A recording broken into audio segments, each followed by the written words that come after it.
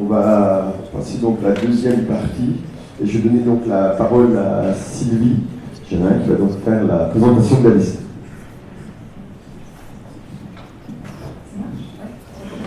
Donc, je suis donc Sylvie Génin, je suis tête de liste de la voix des hébergeuses et hébergeurs.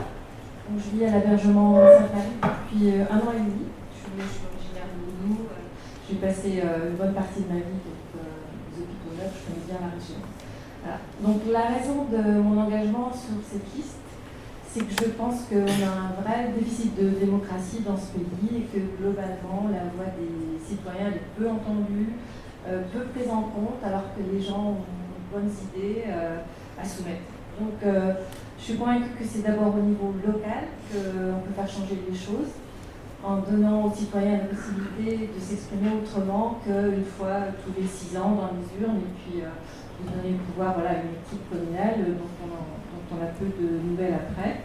Donc je pense qu'on peut reprendre le pouvoir au niveau communal, comme on vient d'expliquer.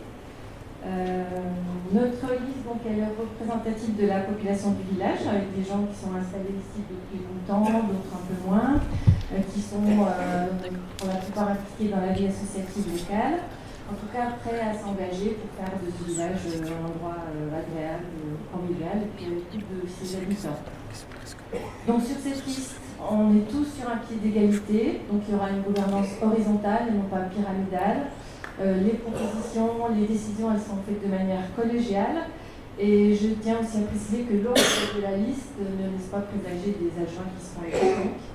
Donc vous élisez avant tout une liste, un mode de fonctionnement et pas des personnes. Donc je vais laisser chacun de mes colistiers se présenter individuellement.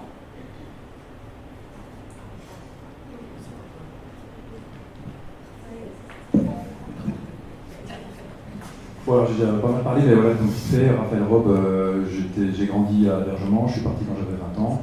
Et ensuite j'étais en Bretagne parce que j'étais ingénieur dans l'armée. Puis professeur de maths, puis je suis déménagé en République tchèque où j'ai fini ma carrière de prof de maths et je suis devenu programmeur informatique, c'est moi qui fais ces trucs-là, et portail municipal démocrate. Et voilà, je chante dans la chorale Vocalia à Montargis.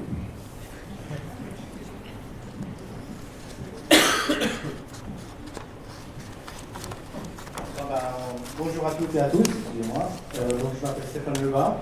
Je suis architecte de la sécurité de l'information à l'État de Genève. Je suis à Vaud depuis à peu près. À l'hébergement, je savais qu'il y avait là. Vous allez comprendre après pourquoi.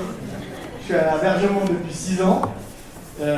Donc je suis marié et père de 2 enfants scolarisés à Pontarlier avec Xavier Marnier.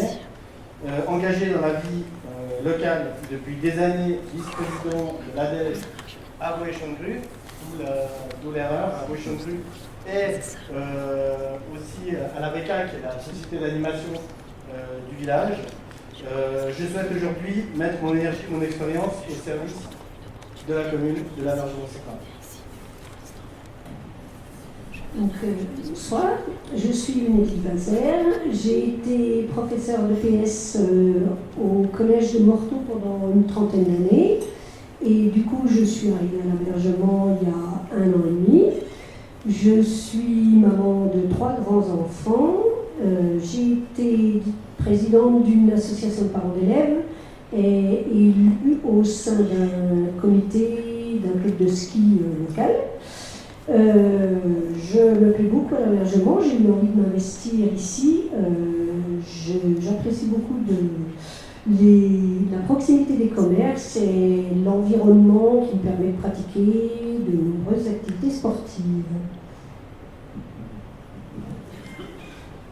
Bonjour, moi c'est Gérald, j'ai 40 ans. Je suis arrivé à l'hébergement en 2019. À la base, je suis de Houban, de la vallée de la Loue. Je suis arrivé à l'hébergement parce que c'est un divorce et puis je voulais aussi me rapprocher de mon travail. Je travaille en Suisse, je suis machiniste. J'ai une fille de 13 ans qui est au collège ici privé. J'ai découvert aussi l'hébergement. J'ai vu qu'il y avait un tas de possibilités de s'investir dans des activités types. Et puis j'ai décidé de faire partie de la liste parce que j'aime bien le concept et puis j'aime bien faire participer les gens de la commune, du conseil, et puis qu'on prend toutes les décisions ensemble. Donc, ça que je me suis présenté. Donc voilà. Bonsoir, Laurence Monod, j'habite à l'hébergement depuis environ 12 ans. Je suis originaire de Pontarlier. Mais bon, ça va faire peut-être un peu cliché, mais je venais me promener très très souvent à l'hébergement en me disant que j'aimerais bien y vivre en fait. Et puis ça y est, maintenant j'y suis et j'y suis bien. Raphaël est venu à la maison pour présenter la démocratie directe, et puis j'ai trouvé que c'était vraiment une très très belle idée. C'est vrai que la démocratie, tout le monde en parle partout, les hommes politiques, les femmes politiques, tout le monde, mais en fait elle n'existe pas tellement, nulle part. Donc là, on a la possibilité maintenant à l'hébergement de le faire, ensemble, alors faisons-le, simplement.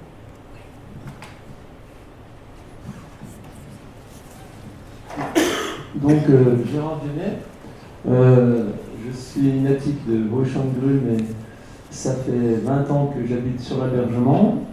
Au niveau des lapsus, je pourrais faire plus fort que toi, parce que, en fait, je suis sur l'hébergement Vauchamp-de-Grue-Malpas, puisque ma ferme elle est aux confins des 3 communes et que je peux voter sur les 3 communes. Ouais, peut-être que dans 6 ans, je voterai sur les 3 à la fois, ça pourrait être rigolo. C'est jamais fait.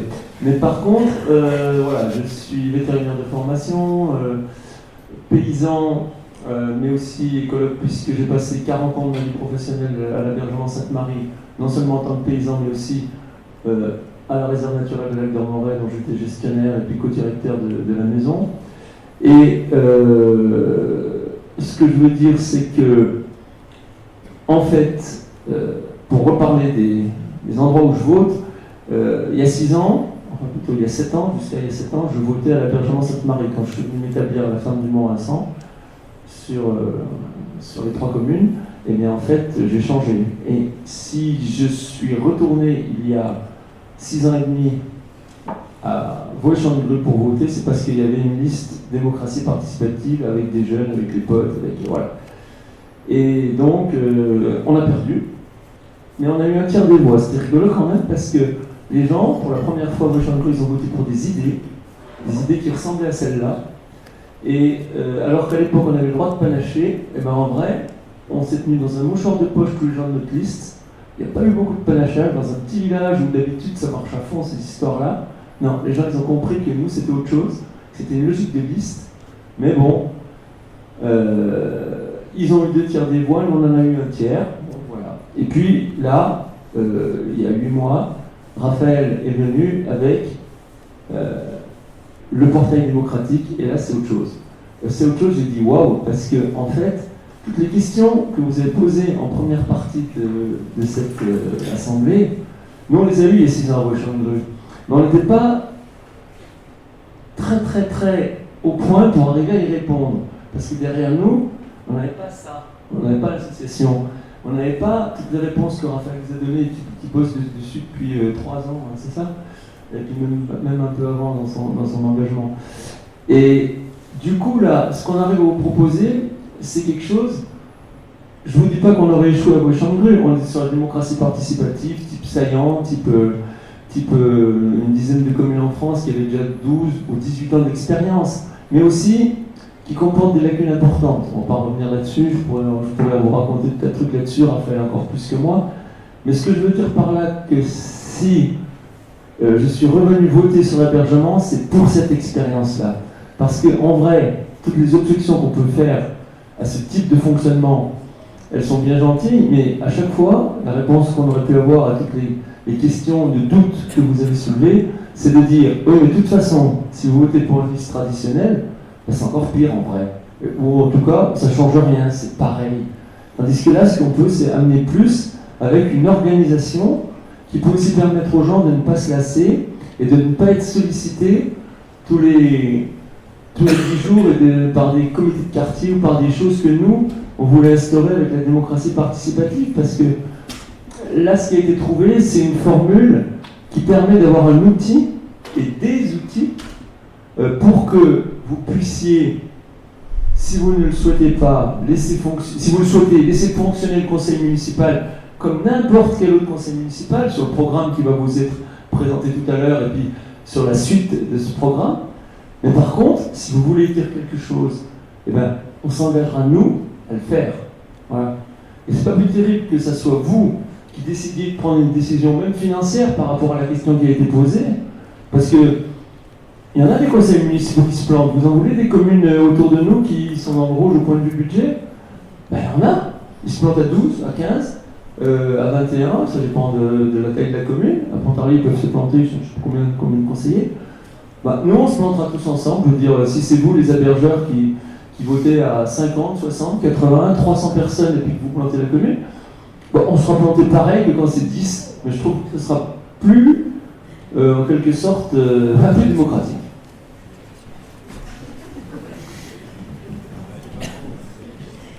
Bonsoir tout le monde. Alors, je m'appelle Emmanuelle Belfelet.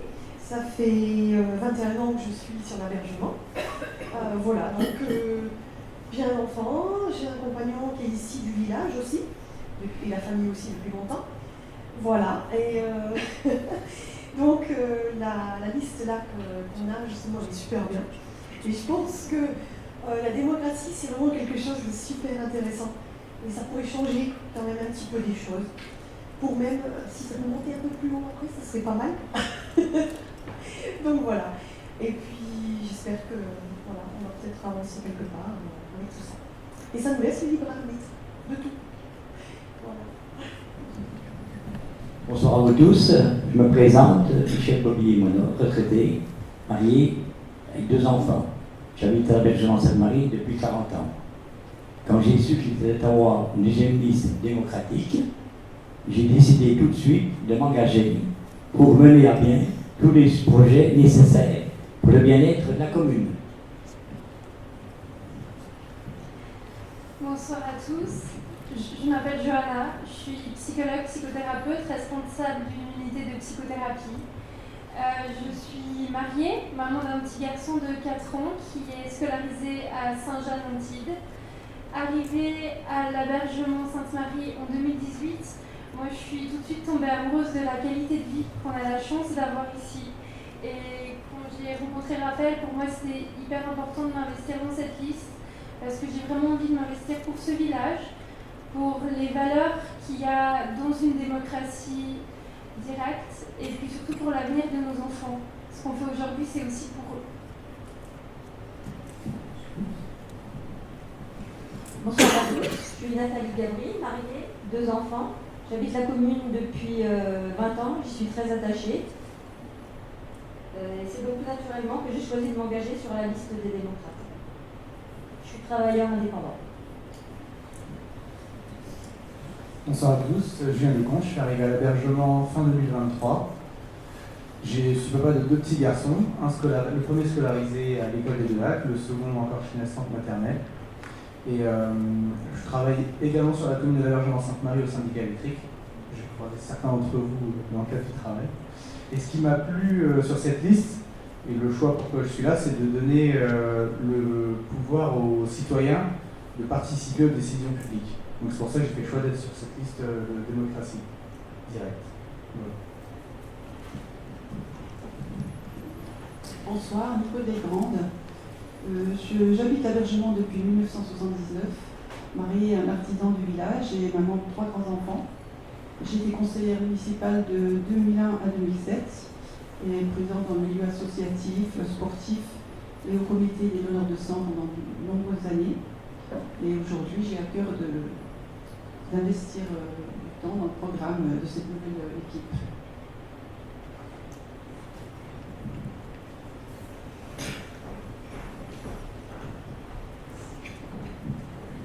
Alors, moi, c'est Bernadette.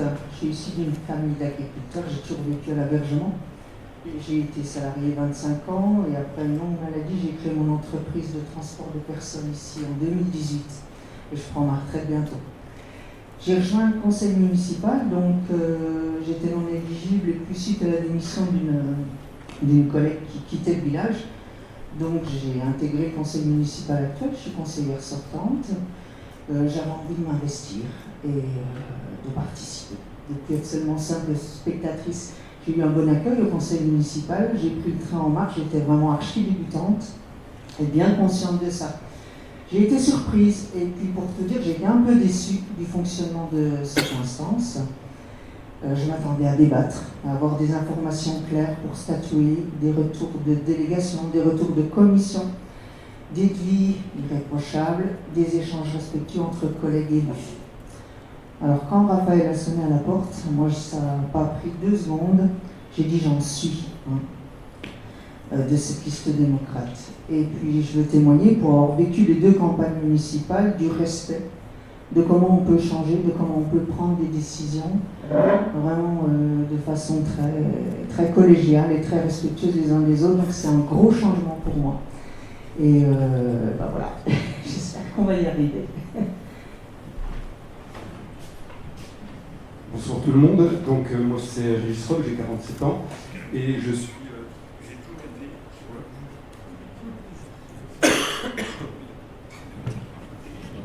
le... Oui, donc je disais que j'ai toujours été très impliqué dans la vie du village. Donc pour exemple, je suis sapeur-pompier volontaire depuis 20 ans, je suis musicien dans la batterie fanfare depuis 30 ans, je l'ai même dirigé de 2006 à 2016 et je suis actuellement impliqué dans une dizaine d'associations du coin, parmi lesquelles Au Doux Moment, dont on a le président ici, s'il a resté des fois, qui est né de ma propre initiative il y a 1 an et qui aujourd'hui propose 3-4 activités par semaine à une 60aine d'adhérents, créant un lien qui n'existait plus au village. Avec Bernadette, nous sommes 2 élus sortants sur notre liste, c'est-à-dire pas plus, pas moins que sur la liste du maire sortant. Il y a 6 ans, nous étions une quinzaine sur une liste avec le désir commun de renouveler le conseil, mais très vite nous avons compris que le travail en équipe n'était pas la méthode du maire. Avec d'autres adjoints et conseillers, nous lui avons demandé à plusieurs reprises un travail qui soit plus collectif, mais rien n'a changé. Alors certains pourraient dire pourquoi être resté. Je suis resté pour une raison simple, ne pas laisser faire les choses sans rien dire. Je suis resté aussi par respect pour les électeurs et je suis resté pour exprimer des désaccords et jouer un rôle de garde-fou quand c'était nécessaire et parfois j'y suis parvenu. 2 exemples tout simples. J'ai trouvé une solution pour permettre de réparer le mur en pierre de la rue de l'Écluse plutôt que de le remplacer par un mur en béton sans âme. L'opération va permettre de passer de 85 000 € à 13 000 €, donc une économie de 70 000 €. De même, j'ai aussi réussi à convaincre les conseillers de voter contre les panneaux publicitaires lumineux qui auraient pu être posés au bord des routes. Aujourd'hui, à l'approche des élections, on voit se multiplier des attaques personnelles et mensongères et des insinuations diffamatoires à mon égard. Je vais en parler très brièvement, tous les faits sont vérifiables. On parle d'un soi-disant faux en écriture. Le voici, à votre disposition à la fin de la réunion. La réalité est simple. En 2018, j'ai écrit une lettre en tant que syndic de copropriété à la commune. Dans cette lettre, j'ai utilisé, peut-être maladroitement, le loup au lieu du jeu. Voilà tout simplement ce qu'on présente comme info. Soyons sérieux. C'est une affaire de copropriété qui date de 2018, donc 2 ans avant que je sois élu. Mais surtout, les copropriétaires m'avaient donné une délégation par acte notarié pour déposer le permis en question. Tout est parfaitement légal et parfaitement vérifiable. Concernant l'Église, j'ai toujours pris soin de m'abstenir sur le sujet, justement pour éviter qu'un jour quelqu'un prétende que j'aurais exercé la moindre influence. Les faits sont là, j'ai ici quelques exemplaires à votre disposition de la lettre de la donatrice qui explique au maire qu'elle n'est pas d'accord sur sa façon de voir les choses et de travailler. Donc je ne suis en rien concerné. Enfin, parlant des permis de construire que j'ai déposés à titre privé, je n'ai jamais bénéficié du moindre traitement de faveur, et pour cause, l'instruction des permis dépendait exclusivement du maire. Bien au contraire, il m'a même été demandé davantage que ce que l'on demande à un citoyen ordinaire, sous prétexte qu'un élu doit montrer l'exemple. Je l'ai fait, j'ai respecté toutes les exigences et tout est vérifiable. La preuve, tous les recours et tous les auteurs des recours déposés à l'encontre de ces permis ont tous été déboutés. Alors, les ragots, vous savez, ils me passent au-dessus. Je les laisse à ceux qui les répandent, mais une chose est claire, quand on n'a plus d'arguments, on attaque les personnes. Donc ici, nous préférons parler de l'avenir de notre commune, donc je ferme cette parenthèse. Ce que je retiens de ce mandat, c'est qu'il est temps de sortir d'un système où tout le pouvoir est centré sur une seule personne pendant 6 ans. Ce système est à bout de souffle. Nous voulons une autre façon de travailler. Une façon de travailler qui soit collective, qui soit totalement transparente et qui soit respectueuse des souhaits des habitants. Une commune, ce n'est pas un homme seul, ce n'est pas une entreprise. La commune, c'est vous. La commune, c'est une équipe, et une équipe qui est au service des habitants.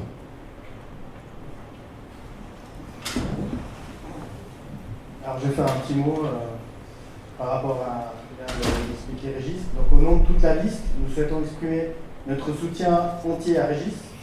Nous connaissons son engagement, sa sincérité et son attachement profond à notre commune. Dans une équipe, la solidarité n'est pas un mot, c'est une valeur.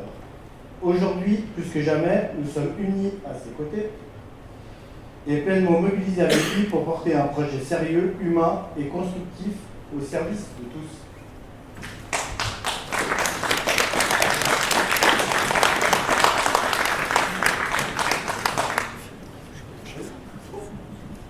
Oui, c'est ça. Donc nous avons tous signé l'engagement moral du conseiller municipal démocrate dont nous avons parlé tout à l'heure. On va le signer devant vous, les uns après les autres. Voilà.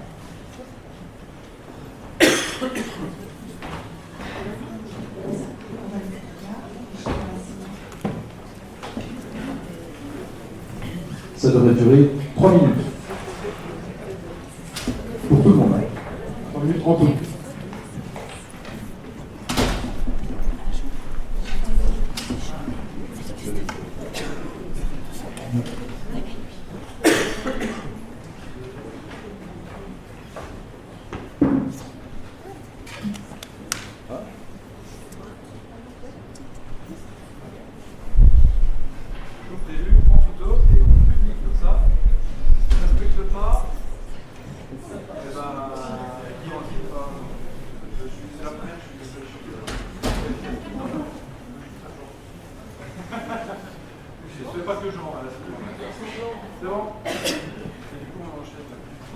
Je vous rappelle les noms au fur et à mesure. Sylvie Janin, Bernadette Rayet,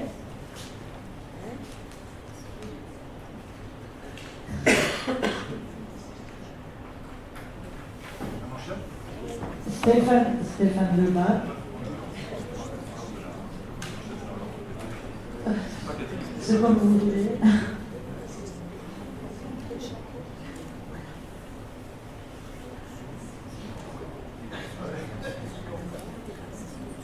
Moi. Bénédicte Vazer.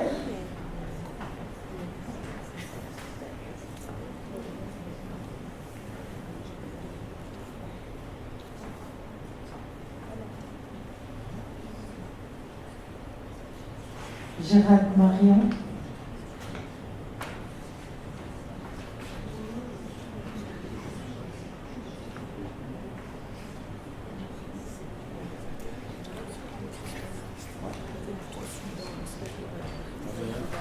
Laurence Monod.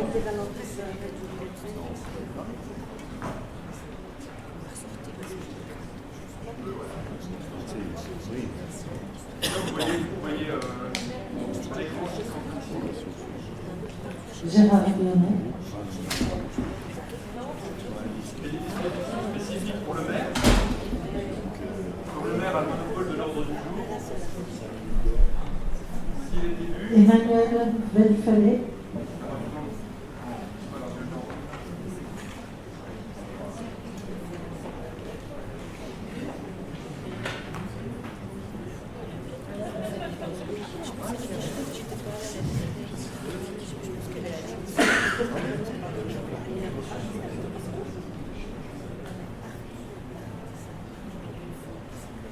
Michel Vaublier.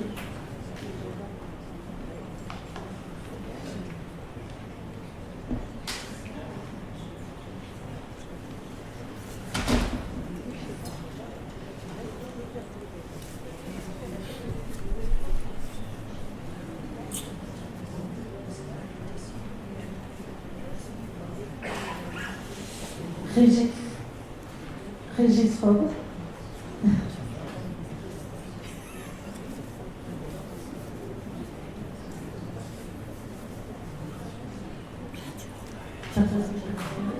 Oh pardon, Johanna Moussali.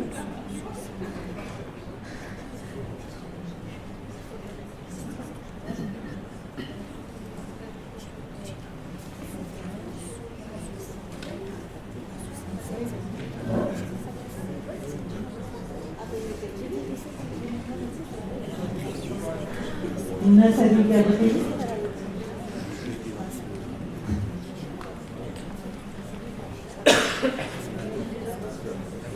Sur l'engagement, il y a aussi vous savez que les maires ils ramènent des candidats à l'élection présidentielle. Julien Lecomte. Dans l'engagement, il y a l'engagement du maire à parrainer un candidat qui propose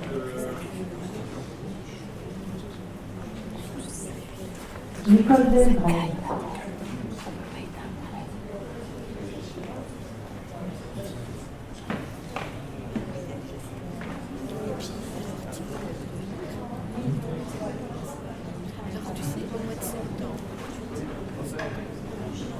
Ah, j'ai pas.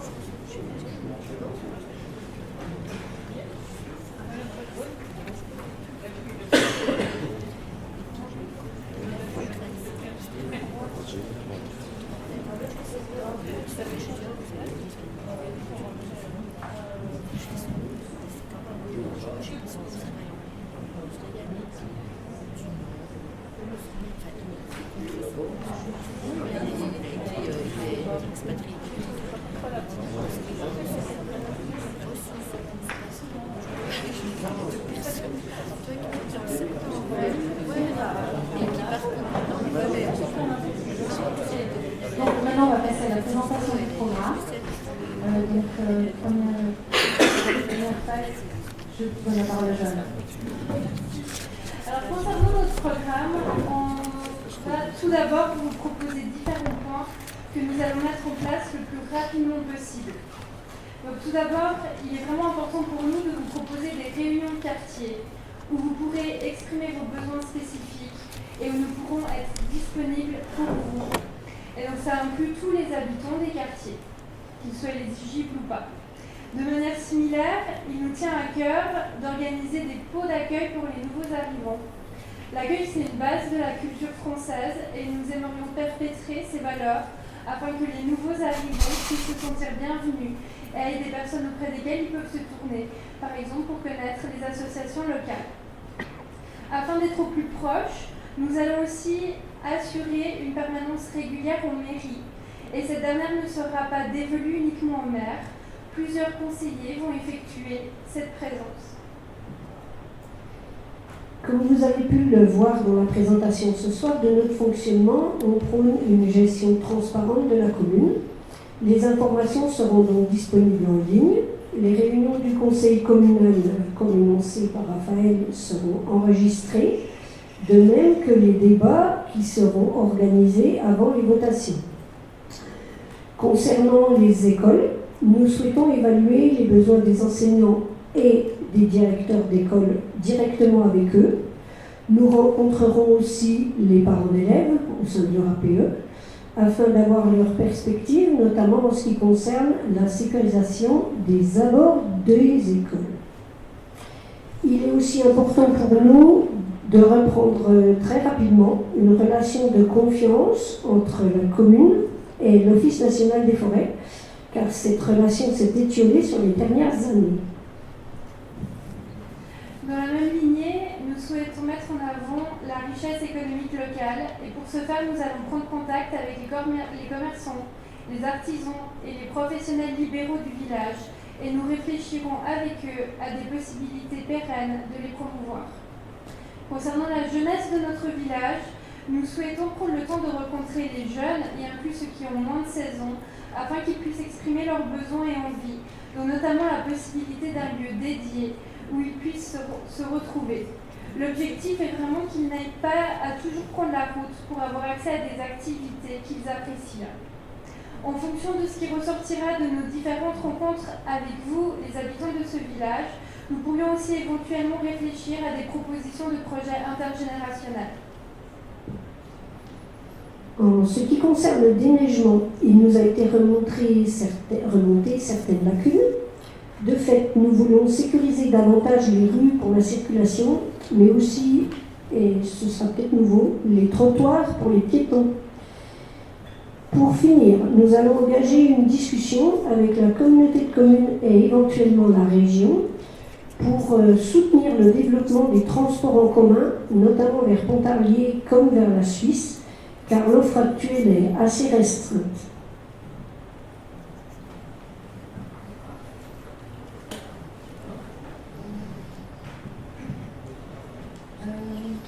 En ce qui concerne donc le programme avec délibération du Conseil, donc, et pour lequel un veto citoyen sera toujours possible, on a certains axes de réflexion, le programme n'est pas du tout exhaustif à ce stade. Donc pour le cimetière, donc, nous avons prévu le nettoyage et la réfection des allées qui sont actuellement en mauvais état. En ce qui concerne les festivités par rapport, par exemple, en dehors du feu d'artifice du 14 juillet, qui sera bien entendu maintenu, nous proposons de diversifier l'offre des fêtes, avec par exemple la possibilité de relancer la fête du village le 15 août. C'est une idée parmi d'autres, nous serons à votre écoute. Et ces projets peuvent se faire en concertation avec l'association L'Hébergement Animation, qui fait déjà un excellent travail pour le 14 juillet. Au niveau de la réfection et de l'entretien des chemins, nous souhaitons par exemple améliorer l'accès du tour du plan d'eau, qui dans l'état actuel n'est plus accessible à toutes les personnes à mobilité réduite. Donc ça devra se faire en concertation avec la maison de la réserve. En ce qui concerne la route départementale sécurisation, je donne la parole à Bernadette. En fait, on veut parler des routes du village, de toutes les rues du village, et on va partir des réunions de quartier dont on vous parlait tout à l'heure. On est bien, on a travaillé là les habitants de la rue Nout avec au moins une réunion de quartier, et il y a une richesse quand les gens viennent témoigner de ce qui ne va pas bien, de le trottoir ceci, là il n'y en a pas, les voitures contrôlées. Donc on partirait nous des constats des gens, de ce qu'ils peuvent nous faire remonter. On n'a pas de réponse toute faite, mais que ce soit une petite rue ou la départementale, ça c'est vraiment quelque chose qu'on abordera au moment des réunions de quartier. Puis en ce qui concerne le handicap, grand âge, petite enfance, plusieurs problèmes ont été remontés par les habitants. Par exemple, il manque des bateaux sur certains passages piétons qui ont été refaits, et les chaises roulantes ou les poussettes ne peuvent plus passer par là. Sur le pont du Doubs, il y a pas mal de trous dans les trottoirs qui doivent être réparés. La signalisation des panneaux aussi n'est pas réglementaire pour, par exemple, les personnes malvoyantes. Donc nous proposons de les mettre à niveau. Et puis pour la poursuite des projets engagés, la chaufferie plaquette pour la salle des Vallières, par exemple, pour laquelle des études ont déjà été réalisées. Donc ça sera mis en œuvre dans la continuité puisqu'elle a été engagée, les engagements qui ont été pris par la mairie. Et puis maintenant, on va parler des projets qui sont en co-construction. On va parler des consultations publiques avec un sujet qui est l'auberge du Coude. Alors quand on parle d'un lieu comme l'auberge du Coude, on parle à la fois d'un patrimoine local, d'attractivité et de vie communale. C'est exactement ce type de projet qui gagne à être travaillé en démocratie participative. Parce que les meilleures décisions, ce sont celles qui se construisent avec les habitants. Et c'est aussi ce type d'initiative concrète et tournée vers l'intérêt collectif qui m'a motivé à m'engager à rejoindre cette liste.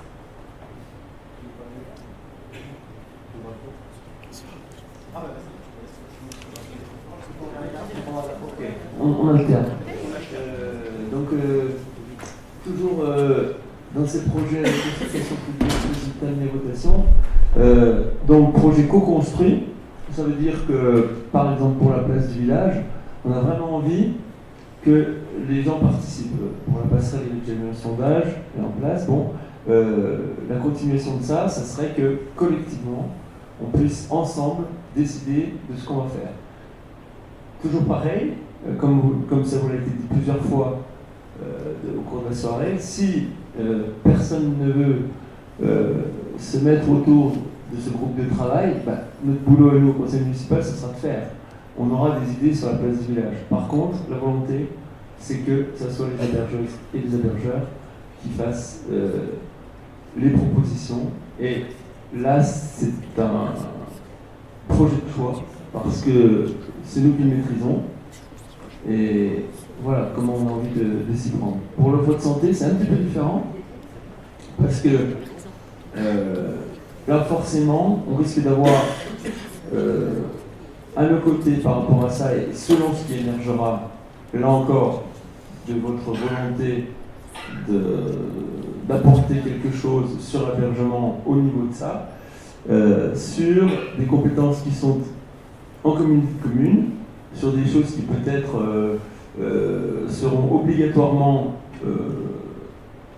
faites en intercommunalité, et à partir de là, les choses peuvent devenir plus compliquées. Mais néanmoins, nous, avec ce qu'on vient de signer à l'instant, on s'engagera à faire remonter vos décisions par nos élus qui seront en conseil communautaire et voter dans le sens qui aura été décidé pour l'hébergement, même si ce sont des décisions importantes qui dépassent le cadre de l'hébergement. Je veux dire que si vous voulez ouvrir une maison de retraite, un EHPAD à l'hébergement, ça va dépasser les compétences municipales, mais ça fait rien. Si c'est ça qui peaufine les marges au niveau de l'offre de santé, avec vos besoins, disant non, mais nous, ce qu'il nous faut absolument, ce n'est pas de l'hébergement, ma foi, on ira porter ça en conseil communautaire, et puis si par hasard on obtient une délibération, si vous avez voté que c'est ça qu'on doit voter pour, on le fera. Voilà. Je finis par la gare, la fameuse gare. Voilà. Pour la gare, t'as raison.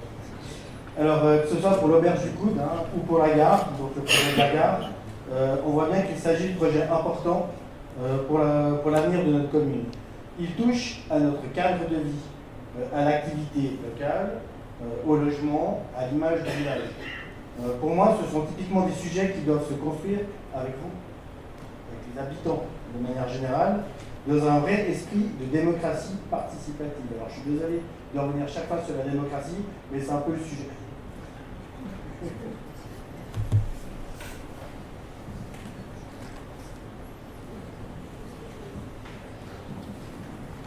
C'est terminé au niveau du programme. Ouais, on va donner, je ne sais pas si vous avez des questions, on va donner la parole au public. Des questions? J'ai un point. Il y a une personne dans la salle qui aurait perdu un badge qui a été trouvé dans la salle. Est-ce que ça a un nom?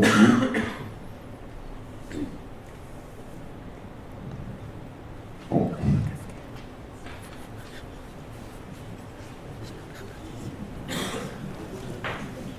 Bonsoir, Urte Céline, j'habite depuis 46 ans à l'hébergement. J'aurais aimé avoir une question sur l'avenue de la gare, parce qu'il y a eu des feux qui ont été mis. En face de la boulangerie, il y a eu un ralentisseur de nuit, sauf que ça roule toujours aussi fort, on n'a aucune sécurité. Moi, j'ose plus même traverser la rue parce que ils roulent tellement vite. Ils grillent les feux rouges. Je trouve qu'on n'a plus de sécurité, on voit plus trop non plus les gendarmes sur l'hébergement Sainte-Marie qui mettaient le radar et que ça calmait un peu les gens. Là, nous, on n'a plus rien du tout, et franchement, la nuit de la gare, il faut vraiment faire quelque chose. Alors, je vous demande, qu'est-ce que vous allez faire ou continuer à faire de ce qui a été mis? Merci.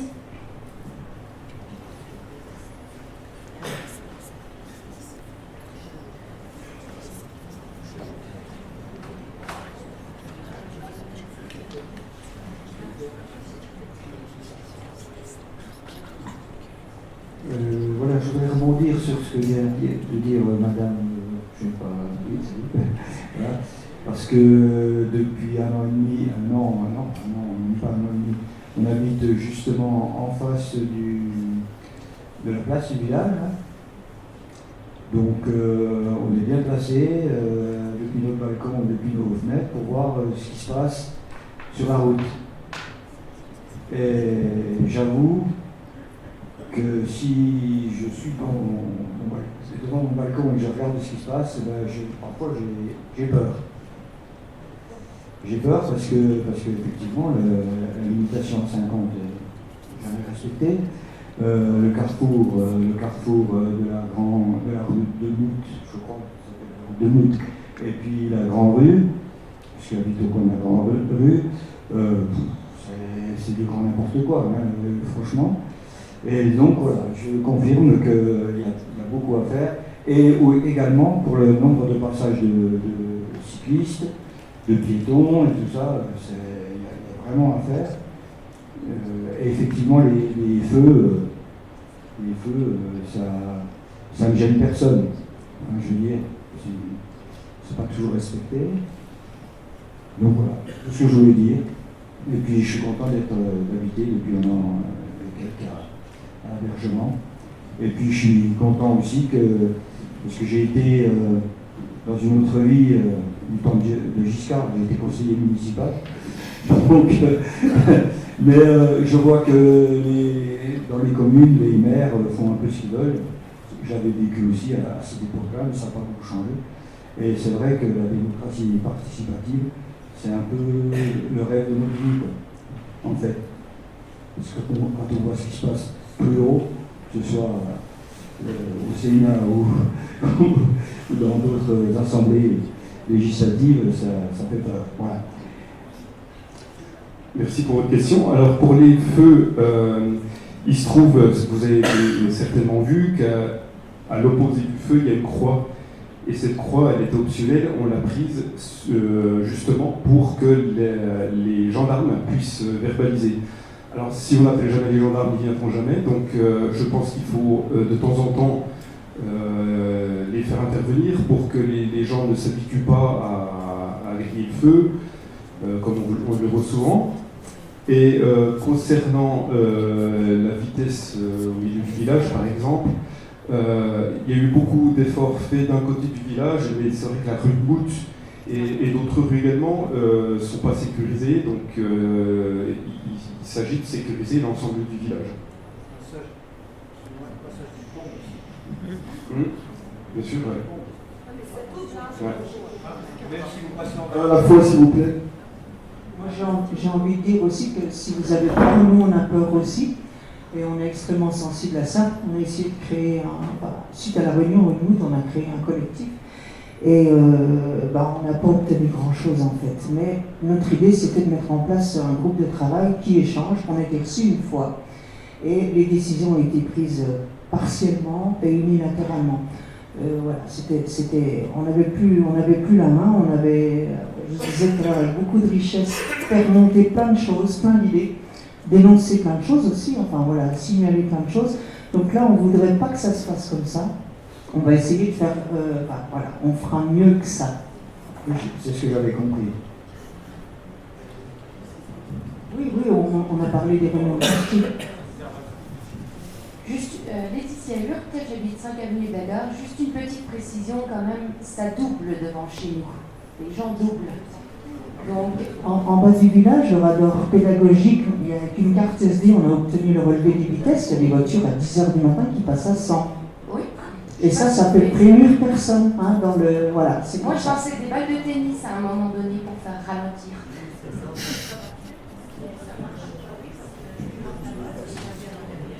Alors juste pour répondre à cette partie qui n'est pas liée qu'à l'hébergement, qui est liée quasiment à toutes les routes françaises de manière générale, on ne va pas combattre l'incivilité. Je suis désolé, je parle dans un débat qui est faux, on ne peut pas combattre l'incivilité, ni les gens qui sont pressés d'aller au travail et de mourir comme ce matin, quand j'ai passé Mout et qu'il y a 2 personnes qui se sont tapées parce qu'ils se sont dépassés à 140 dans la forêt.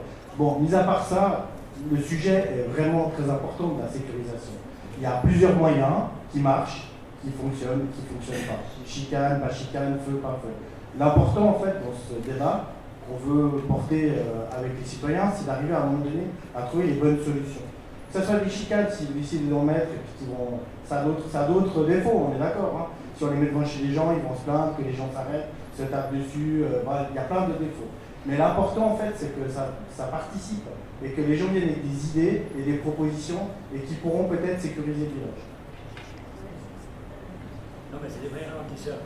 Certains endroits, des vrais ralentisseurs.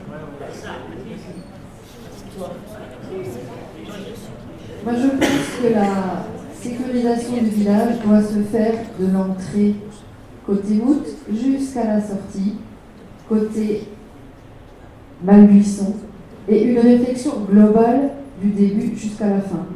C'est un dossier qui a déjà été étudié, qui avait déjà été porté durant le mandat précédent, dans lequel était Nicole aussi. Ce dossier, on n'a pas pu le mener à bien. Pourquoi? Pour une question financière. C'est un dossier qui est hyper lourd, pour lequel il faut des tas de subventions, hein, on en a besoin. Et les subventions fondaient comme neige au soleil au fur et à mesure de l'avancement du dossier. Donc, quelle est la solution? Je pense qu'on ne l'a pas. Je ne sais pas si vous la trouverez, je l'espère. Parce qu'effectivement, c'est difficile. On avait déjà réussi à sécuriser un petit peu le carrefour du coude. Rappelez-vous les stops. On nous a souvent reproché d'avoir pas fait un rond-point. Sauf que les services de l'État qui ont étudié ce carrefour nous ont forcément déconseillé le rond-point, qui n'allait absolument pas diminuer la vitesse des gens qui venaient de Vaux et Chambry. Donc c'est pour ça qu'il y a deux CD de passage. Voilà, maintenant, nul n'est parfait, hein, je dirais. C'est un sujet qui revient et qui est toujours d'actualité. Je voulais dire aussi, comme c'est le départemental, on ne fait pas ce qu'on veut. Donc c'est l'État qui décide aussi. Voilà. Et je peux vous dire que voilà, je suis allée en Italie l'autre fois. Il faut 4 de jaune pour qu'il n'y ait plus de ralentisseurs. Et quand on revient, il faut arriver à jaune pour avoir des ralentisseurs, hein, sur 650 km. Donc je crois qu'ici, on est quand même spécialisé dans les ralentisseurs. Je ne sais pas si ça sert à grand-chose. Mais il faut vraiment faire quelque chose pour la sécurité, hein, de toute façon. Mais on n'est pas maître de tout quand on est autour d'une table au conseil municipal, malheureusement.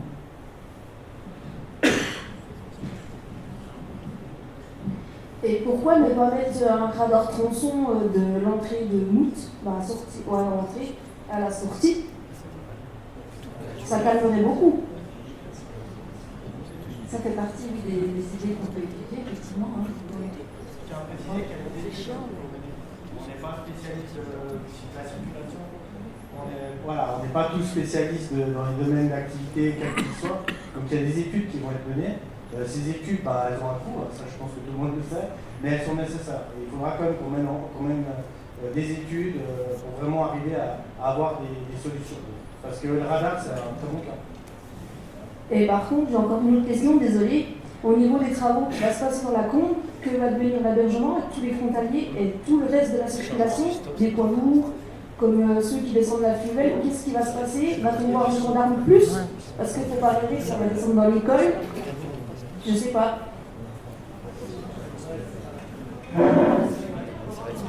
Alors c'est une bonne question, mais malheureusement on n'a pas assez d'infos pour l'instant pour en discuter.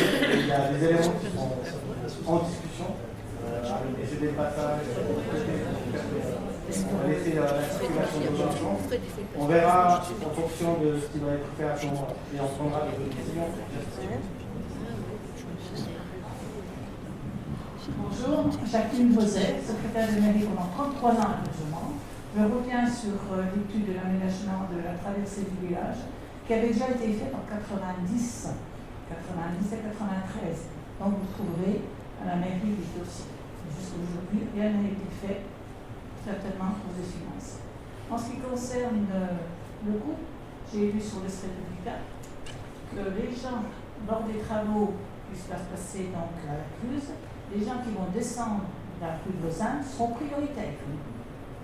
Voilà. Ouais. Donc on la cédera, quand ceux qui viendront d'hébergement, on cédera la charge à ceux qui descendent la rue de Saint. Voilà ce qui était marqué sur le journal.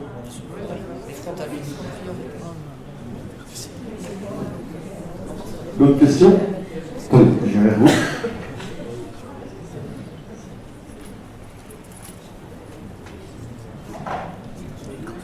Marie Cousin de l'hébergement, je cautionne tout à fait ce qu'a dit Céline, j'habite à côté de chez elle, c'est très très dangereux, mais moi je pense au parking qui est devant la boulangerie, tant qu'il n'y aura pas eu un gamin écrasé, parce que les gens reculent, ce gars, devant la boulangerie, il recule, il ne voit pas ni les chiens, ni les enfants, enfin surtout ni les enfants, ni les chiens. Et c'est très très dangereux ce parking, mais quand est-ce qu'ils vont arrêter, interdire les gens, si c'est privé, moi justement, qu'ils arrêtent, c'est vraiment un problème. Pour moi, c'est dangereux. Hein. J'ai déjà mis la main sur une voiture qui reculait. Bon, ben, il ne m'avait pas vu. Quand je suis grand, donc là, c'est vraiment un problème. Ils aillent se garer près de chez Taillard. Enfin, j'ai bien que chez Taillard. Hein.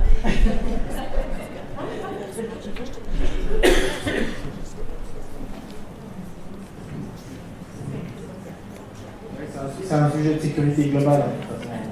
Et malheureusement, sur ces sujets, il va falloir qu'on réfléchisse. Oui, sur le domaine de l'avenue de la Gare, effectivement, il est placé au bout du Paris, en fait. Hein. Donc là, c'est l'exemple typique d'un travail qui a été fait à une ou deux personnes, alors qu'il devait se faire à 15. Les feux, j'ai eu la chance d'être là au bon moment, au bon endroit, pour pouvoir les replacer mieux, parce qu'ils ne les avaient pas mis tout à fait là. En plus, il y a la petite Delgrande qui s'est fait écraser là où il est. Donc là, il y avait quand même une pertinence de le mettre là, mais c'est pas là qu'il voulait le mettre le maire. Donc là, on a eu un mandat où vraiment on a eu la preuve que plus on est pour prendre une décision, plus la décision est pertinente. Donc on est meilleur à 15 qu'à 1 ou 2, mais on est meilleur à 1300 qu'à 15. D'autres questions?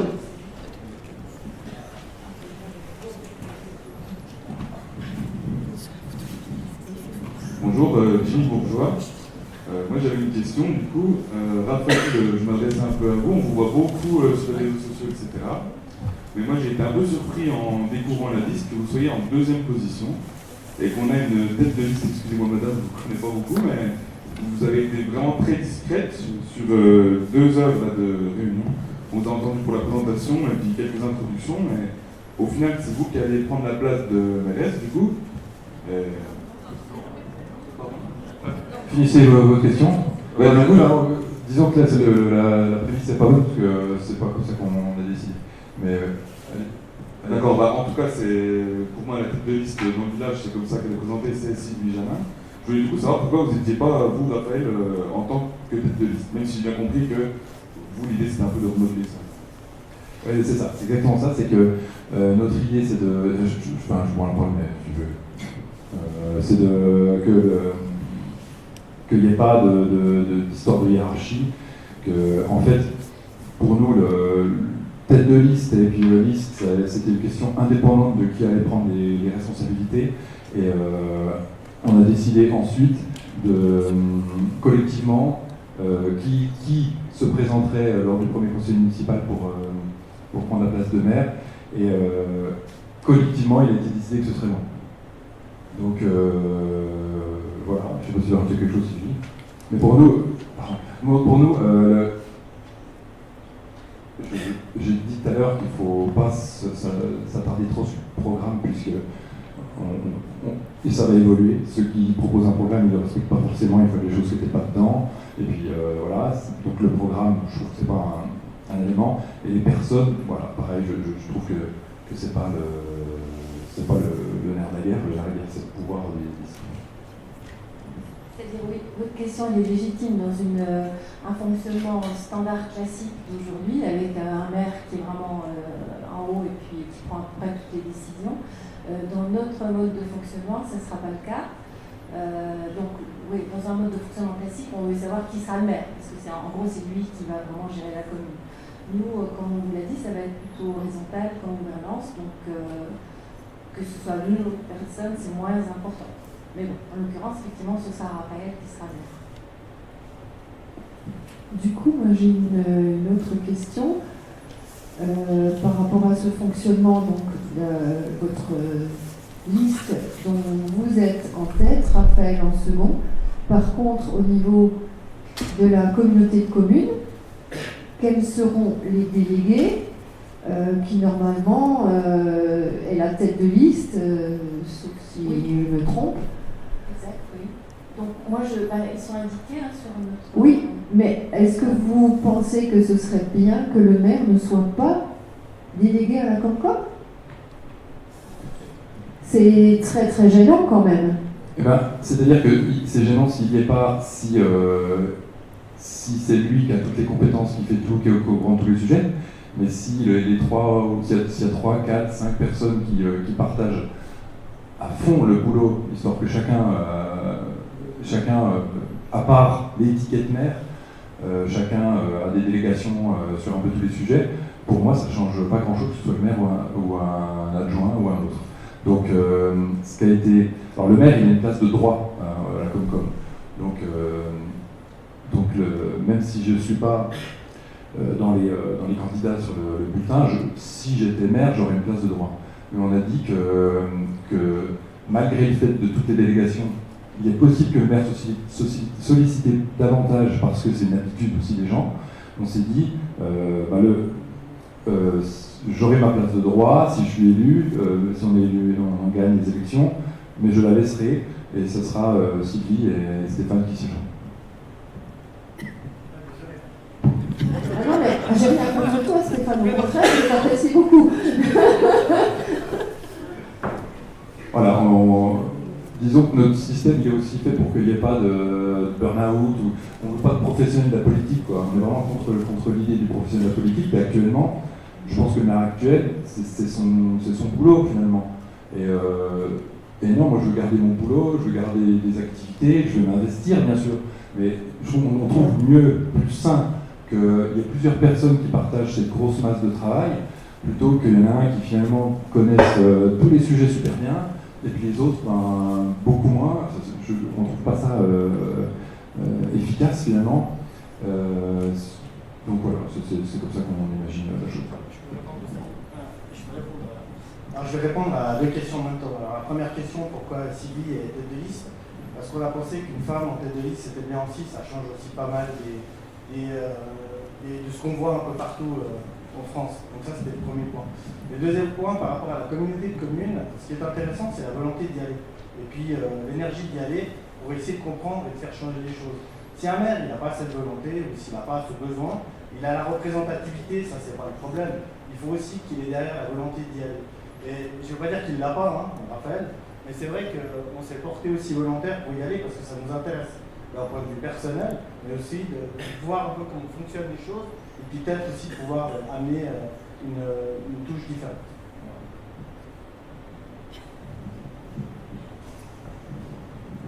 D'autres questions?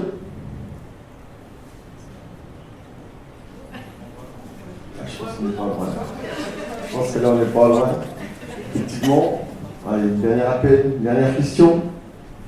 Fini pour ce soir. Ce côté-là, pas être très productif. Oh, c'est pas grave.